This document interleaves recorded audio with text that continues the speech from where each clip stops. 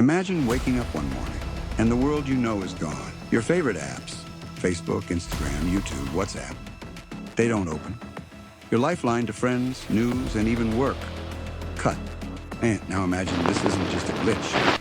It's the government silencing you. In Nepal, this is exactly what happened. But what came next shocked the entire world. Streets on fire, young people flooding the capital.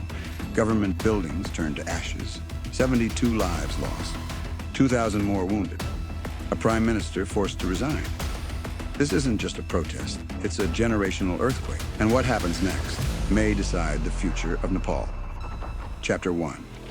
The Spark, Kathmandu. Early September 2025. On the surface, life was ordinary. Markets buzzed, schools ran, social media kept Gen Z plugged into the world. But beneath that surface, frustration was boiling. Years of corruption, nepotism, and inequality had left young people angry. While political elites flaunted wealth, many ordinary families struggled to pay for food, rent, or even electricity. The government, facing criticism, announced a bold move, a social media crackdown. They claimed it was about fighting misinformation and fake identities. But in practice, it meant blocking the very platforms where young Nepalis found their voice. September 8th, the ban went live. And in that moment, something snapped. Because for Gen Z, social media isn't just entertainment. It's connection, it's income, it's protest. Taking it away wasn't just censorship, it was war. Chapter 2, the first flames. At first, it was whispers, VPNs buzzing, screenshots of blocked apps circulating underground, young people flooding Discord servers, planning, plotting, raging. Then came the first marches, students in Kathmandu chanting slogans, waving placards. Down with corruption, give us our voice back. But the government underestimated them. They thought this generation, glued to screens, would fold. They didn't. Within days, thousands surged into the streets. What started as a protest against a ban became a roar against a broken system. And then, the first clash. Police in riot gear fired tear gas. Rubber bullets cracked through the air. Young protesters hurled stones back. The streets of Kathmandu turned into battlegrounds. By nightfall, cars were burning, roads were blocked, and the movement had spread. Pokhara, Biratnagar, Chitwan. Cities across Nepal echoed with rage. Chapter 3, Fire and Fury, Government Buildings. Once untouchable, symbols of power and authority. Now, targets, the Parliament, the Supreme Court. Residences of politicians set ablaze. Flames licking into the night sky as chants echoed. No more corruption. No more silence. For many, this was unthinkable. Government institutions burned by their own people. But for protesters, it was symbolic. They weren't just fighting for apps. They were burning away the old order. The death toll began to climb. 72 lives lost, more than 2,000 injured. Videos spread online, despite bans, of police beating students, of protesters dragging barricades, of tear gas flooding the streets. Nepal, a country known for its peaceful mountains and tourist trails, had become the stage of a youth-led uprising. And the world was watching.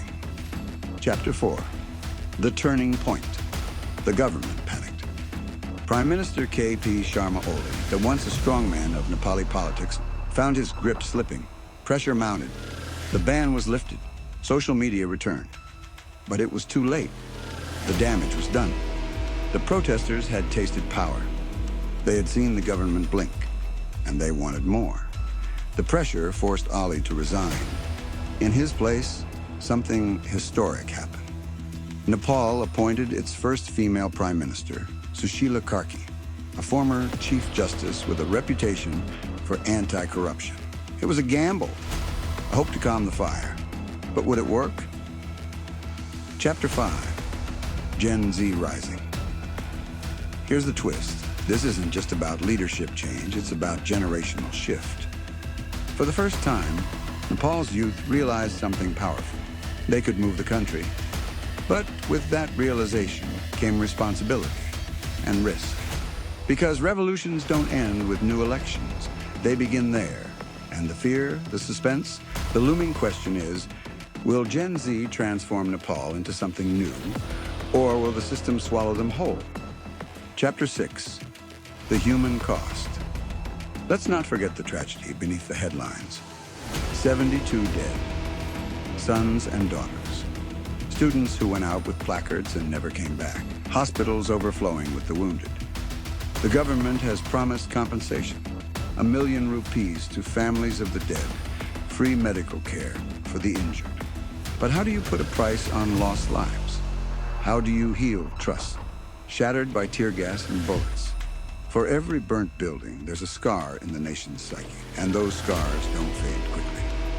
Chapter 7, The Road Ahead. So where does Nepal go from here? New elections are set for March 2026. A new prime minister promises reform. The ban is lifted. Calm has returned, for now.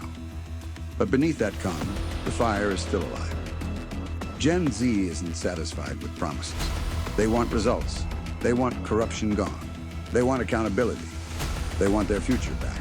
And if they don't get it, they've already shown the world what they're capable of.